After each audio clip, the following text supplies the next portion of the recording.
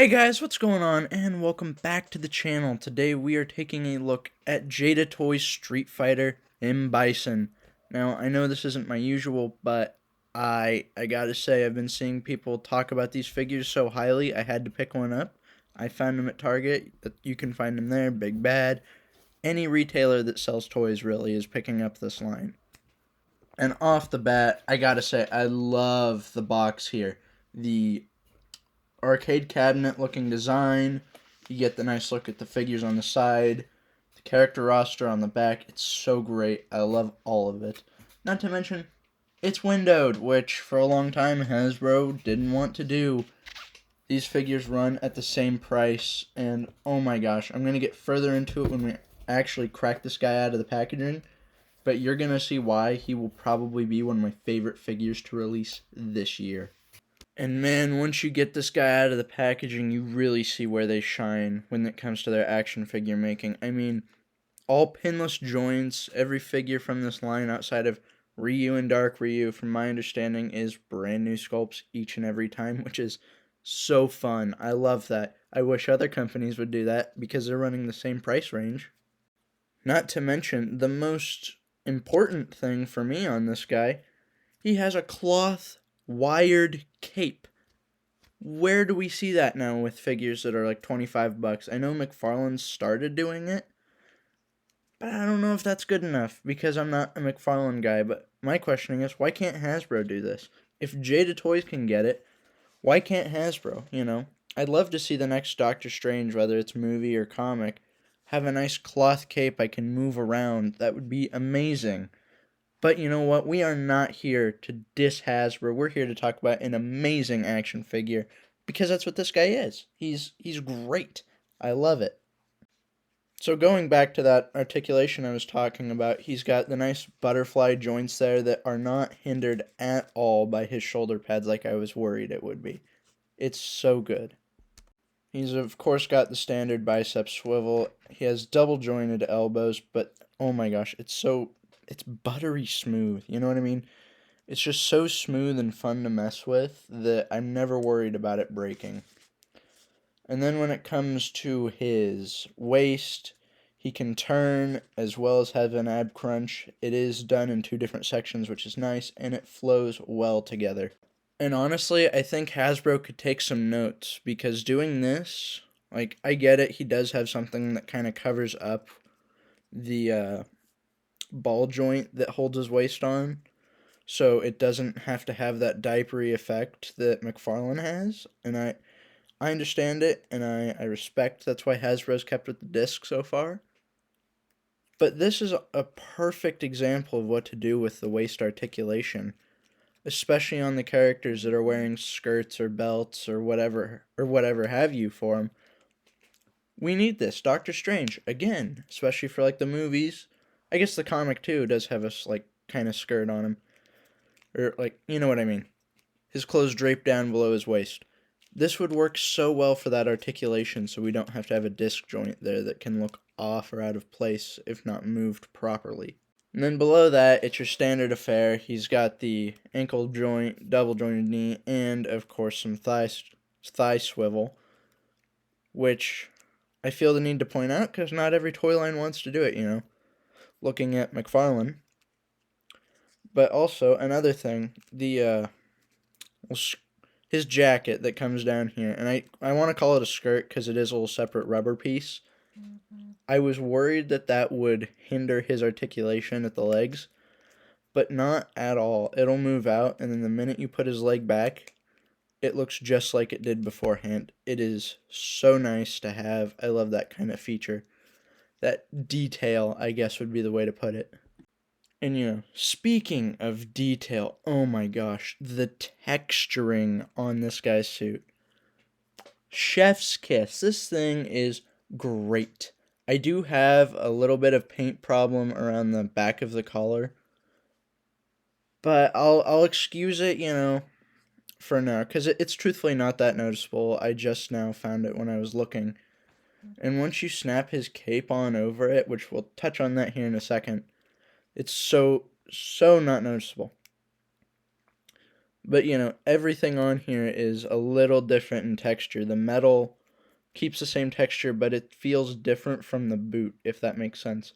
Like, it's a different kind of smoothness that it uses, which is really nice. I love that. And then, of course, his skin tone, or his skin, it's different, of course, from the, I don't want to call it overly textured, because it's not. A perfectly textured body, I guess. But, you get all those little ridges, and, oh, it's so nice. It's a marvel to look at. And it puts so many action figures to shame at the moment. Oh my gosh. But we need to move on because he has some awesome accessories, including that cape I was talking about, which I believe he did have it in the box. I think it was on him in the box is what I'm trying to say, but I can't be 100% sure. But if you don't want the cape, he does also just have some shoulder pads to put over that. And don't worry if you're like me and you'll try to put them on the wrong way the first time. They are labeled right and left, so you'll always know. And then if you want to make sure they're sitting in there right, just put them in and wait for the, well, this would work a lot better if I could. I can't get to snap into place. Gosh dang it. I was going to try and give you a little sound to listen for. Yeah. Like that. That's the sound you want to hear. And then, of course, mix will pop when you take it off. He also has a little power effect, and this is probably one of my favorite things I've seen from the Jada Toys line, is them bringing some action into it, A simple effect like this can go a long way in terms of giving motion to a picture or to a figure that's holding still, or heck, even if you just want to have him standing still on display, it can look like he's charging up with power. Alright guys, I need to confess right now. I haven't played Street Fighter. The closest I've ever gotten was Marvel vs. Capcom 2 or 3, whichever one he was in. That's the reason I decided to pick him up, and because I think he looks like a good Captain America foe. I know, I'm sorry, I'm a fraud. I wasn't trying to fake it, but I think I should let you know. I know nothing about these characters. One thing I didn't touch on, though, when I was looking at the box, and I just thought about this, they do give a little description of the character, which is very nice. Gives you the country of origin, which is unknown, and their fighting style, which for his is psycho power. Guys, help me in the comments. Go comment below his origin, all that kind of stuff for me, please. It'd be so nice. And I can learn with you. But that all aside, he does come with some other amazing interchangeable parts. So for his two heads, you have, I don't want to call it like just a stoic face. It kind of is, but he still looks mad and ready to fight. And then there's another one, which I can't tell if it's intentional or not, but it does seem to have pupils. But I'm not sure if that might not be a painting error, because the pupils look to be the same color as his skin tone, and I just dropped the other head. Shoot. But not only does he come with alternate heads, but also alternate swappable hands, and really easy to transition them out. Doesn't really fight it. I don't feel like I'm gonna risk breaking anything when I do so. Where does his head go? Here, I found it. But, of course, his other hands are kind of these grabbing, I'm not really sure what to call them, because they aren't really a grab, they're almost like you'd use to block, I imagine is what it's for. It is a fighting game, but I'm not completely sure on that, so if you could help me out. I do really like the look of these, you can pose him like putting his fist into his hand, like he's cracking his knuckles. I think that's so cool. Guys, have I told you how much I think this figure just is kick-ass? Have I told you how cool and dope I think he is? Because if I haven't stressed it enough that this is one of my favorite action figures of all time. And it makes me It makes me, someone who is not a Street Fighter fan, want to go and get the rest of the line, which says a lot. So, if you find the time, you have the money, he's up for pre-order on Big Bad. If you can't wait, Liu Kang, I think, was the big one from last year. I did see him at Target. He looked great, but I already was getting some other stuff and only had budget for one of these guys. So, maybe I'll get him if this video does well, and I'll do a little throwback. I guess it's only a year's throwback, but review to that guy. These figures are releasing pretty slow, so if you get into the line now, well, I think there's only 5 or 6 of them, you will be able to get the entire thing at a slow pace without breaking your budget. Hopefully.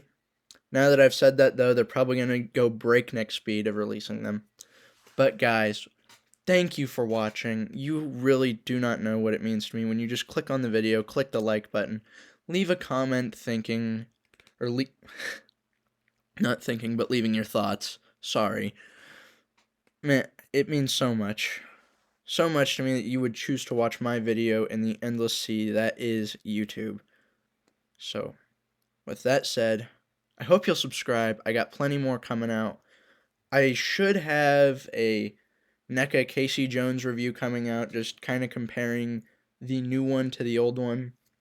And then the SH Figuarts Final Swingsuit Spider-Man. And guys, I promise, eventually I'll get to that Green Goblin, but I need to figure out a new way to do my setup since his glider makes him so tall. It's a work in progress, but you need to give me some time on it, okay? Alright. So with all that said, once again, thank you for watching, and I will see you all in the next one. Bye!